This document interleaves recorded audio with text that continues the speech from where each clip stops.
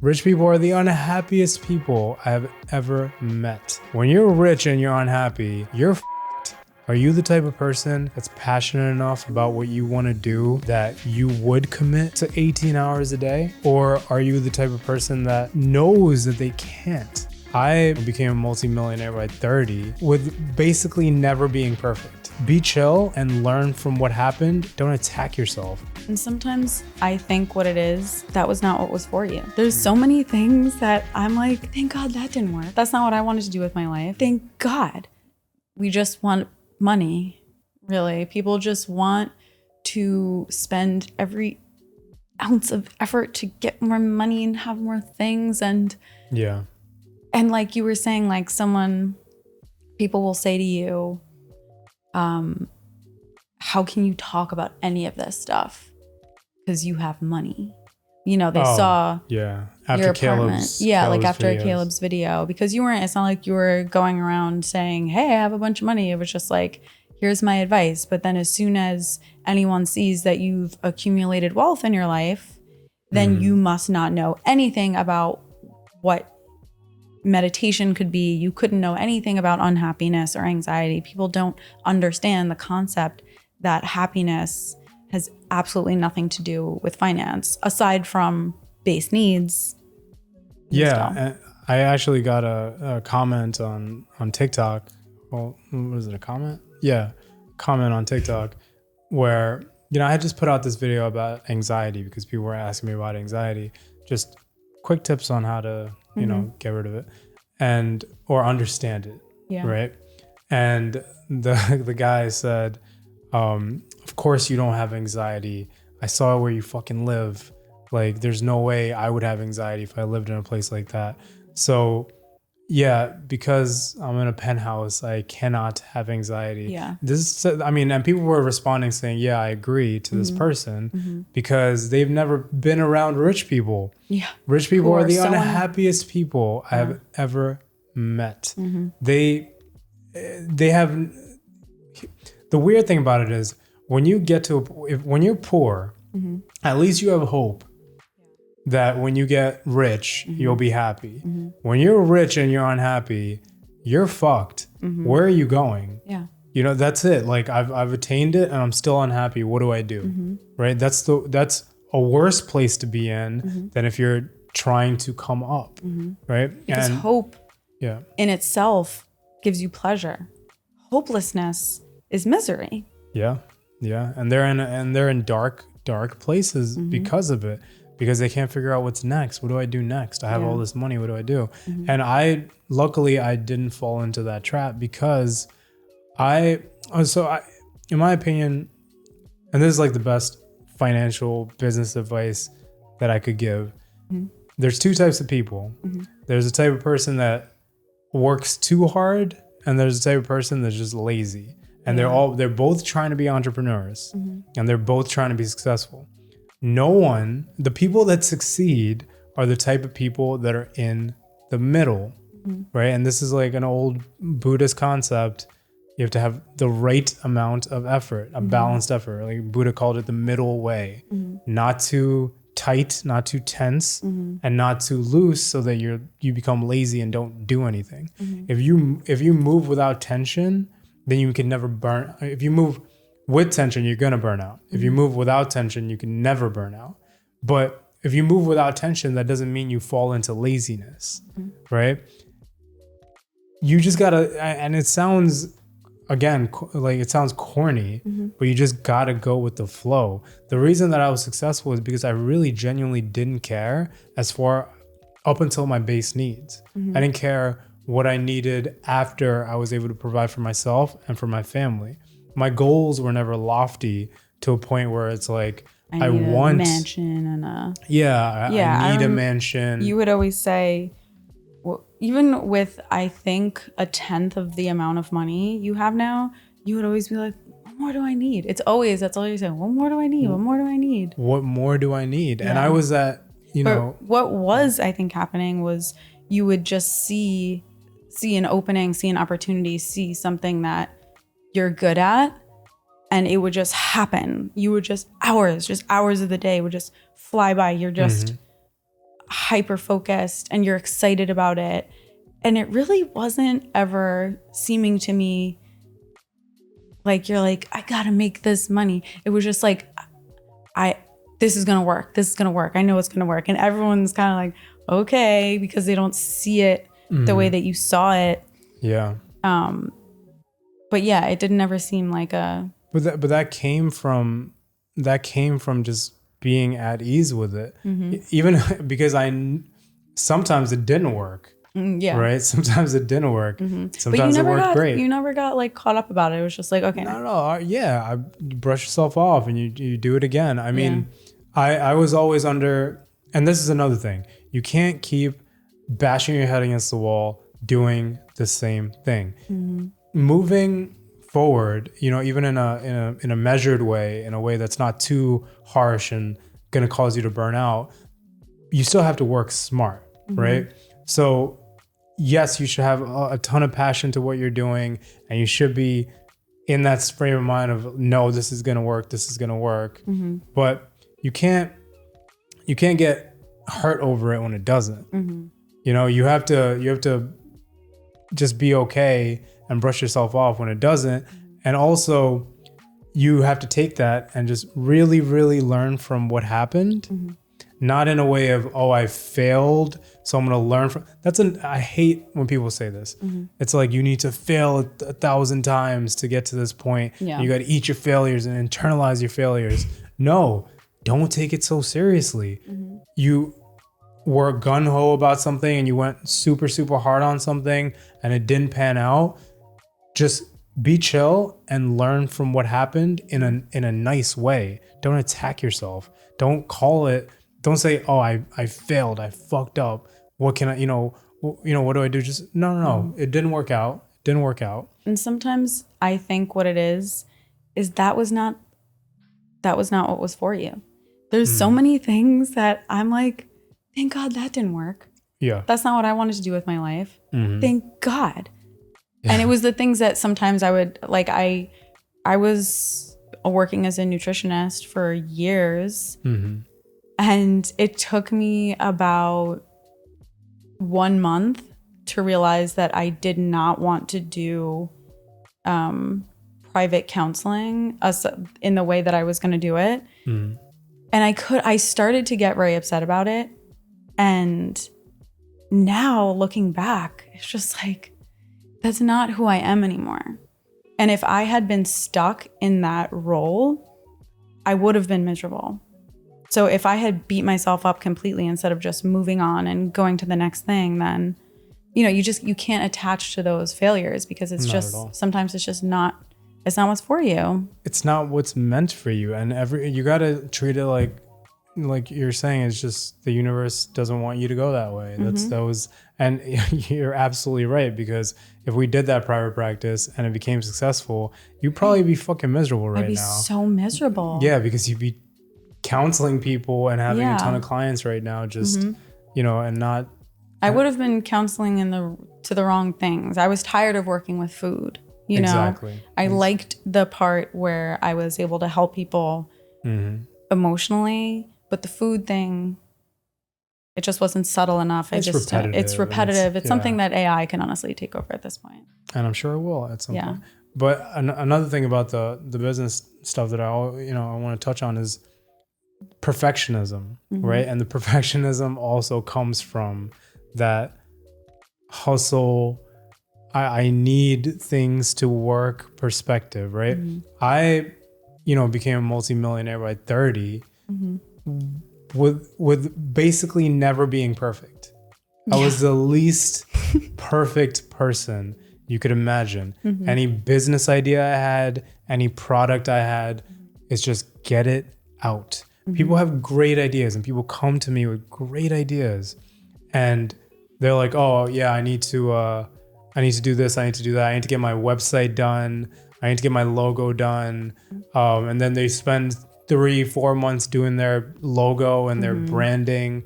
You don't even have a product. Get your product out. Yeah. It's an age old thing. Like whoever, just get it out to market and test the market. That's another thing. You need to figure out if what you're selling is something that someone is actually willing to buy, right? If you spend a year and a half perfecting a product, You can't perfect it until you know what the market wants. that's another thing. But people do this, and this is the main reason why they fail. And this is why they say, fail hard and fail often. It's just it's this. I mean, that's a weird way of saying it in my opinion, but it's just, don't be a perfectionist. That should be the phrase. Just don't be a perfectionist. Because if you're not a perfectionist, you're gonna get your product out to market quicker. And if it's bound to fail, if it's not the right thing, you're gonna know about it right away. Right. And then you could shift from that and move into something else. If you spend a year and a half trying to be just, you're trying to build the next whatever fucking Amazon, and then you're like, oh, here it is, and then no one bites. You messed up. All my companies came out alpha stage, beta stage. And I showed people, and it's like, hey, what would you? And if I got a few customers, I'm like, all right, yeah, this might work. And now I'll pump the resources into it because I see the progress. Just don't be a perfectionist. Don't be a perfectionist. And if you have that mentality, then you can never really fail. If you already know, like, okay, this might not work out, but let me try it. If you come at it with that way, then you can never really fail. Yeah, because right? you haven't said this is the final product. Does it work? It's just constantly playing with an idea. Exactly. And allowing it to evolve. Just being playful with everything. That's the thing. I mean, I started off in the worst possible situation. I was, single mom, 5 kids. You were the single mom? I wasn't. My mom was single, 5 kids, welfare in the projects. But not just single mom. Your dad died. Yeah, my dad died. And, coming from just dirt, from nothing to where I am now. Yeah. And it was all because of just not taking things so seriously. And completely not following the rules. Completely not following the rules, not taking anything seriously. Every book that I read on business, every book that I read on self-help, I took it in, but I made it my own. And that's what a lot of people don't do. They read the book that this person wrote, and they're like, I'm gonna try my best to follow it step by step. And I'm gonna try to get into the methodology of this person. But this person does not have your methodology. You can't watch videos on Jeff Bezos and Elon Musk and emulate them. Everyone is different. Everyone got there a different way. That's why you don't see billionaires that are exact carbon copies of each other. They're very different. Yeah. Elon Musk is way different from Bezos. Bezos is different from Bill Gates and Steve Jobs. Difference between them? Because now I'm curious. What do you mean, like personality wise? I don't know. Like, can you think of any examples of how they might have done things so differently? Well, think about, a perfect example is, Microsoft and Apple, right? You have Steve Jobs, who is going to India and doing mushrooms and coming back, getting a fear of buttons and creating a buttonless phone.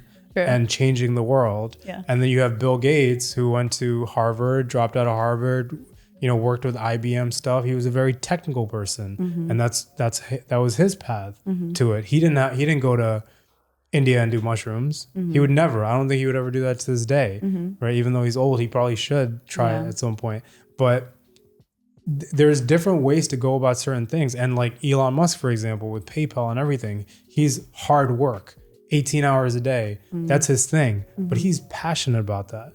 You're trying to follow Elon Musk, and you might be Steve Jobs. You know what I mean? You might be the guy that needs to chill out and get more perspective and come back and contribute something to the world and understand that, Steve Jobs would say, like, the thing that changed for me is I understood that I could I don't have to just live in the world. I could poke the world.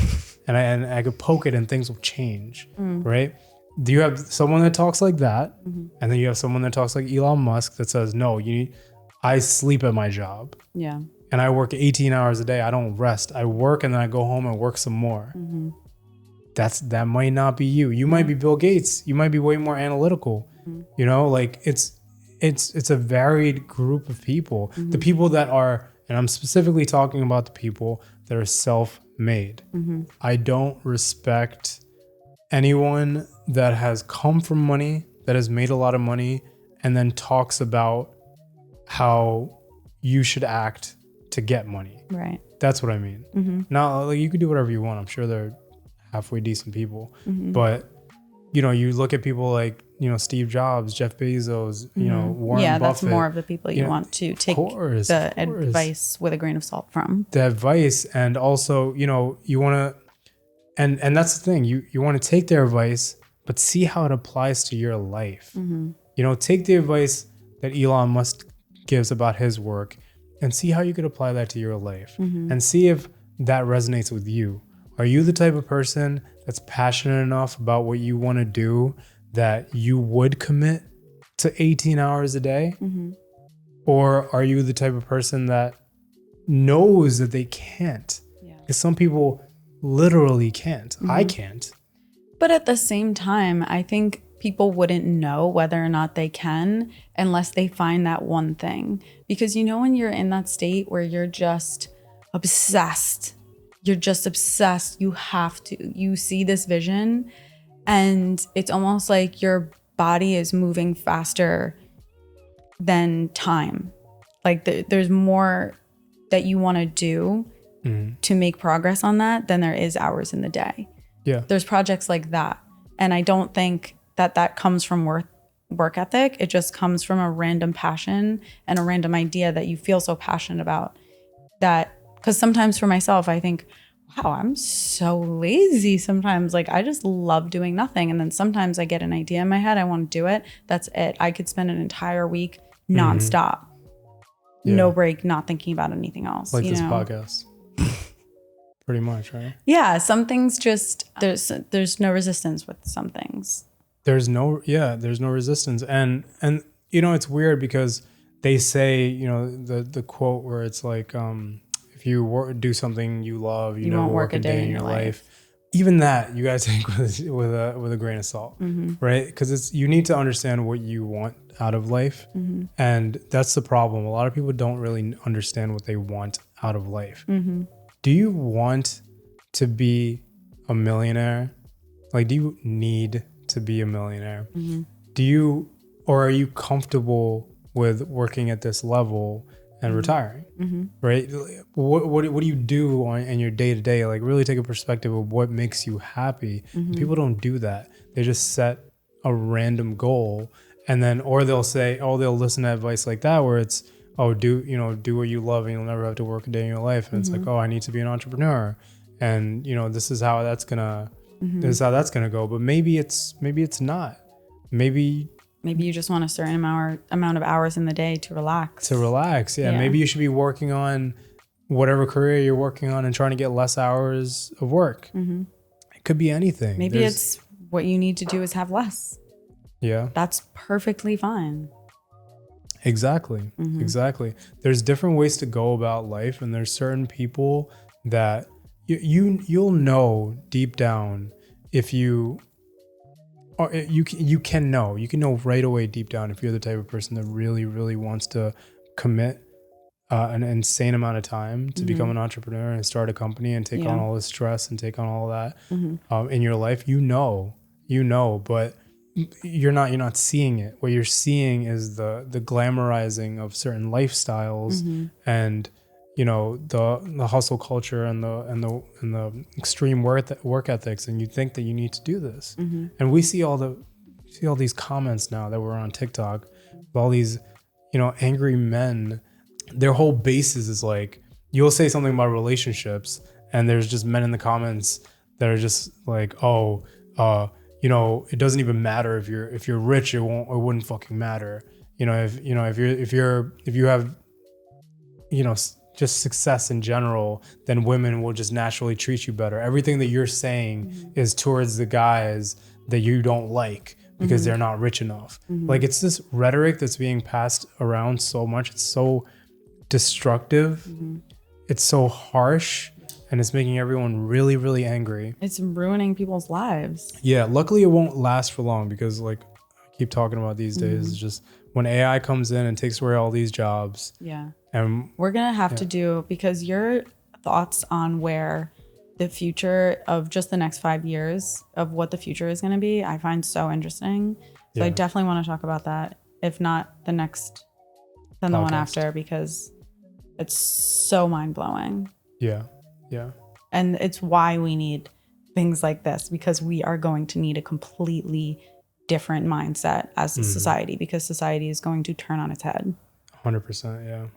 But we've been talking for quite a while now, so we'll sign off. But society's fucked, but we have some ideas on what to do about it. If you guys are listening or watching on YouTube, then definitely leave a comment. Let us know if there's anything that you want us to talk about. Or that you hate. Or love. All right. We'll catch you next time.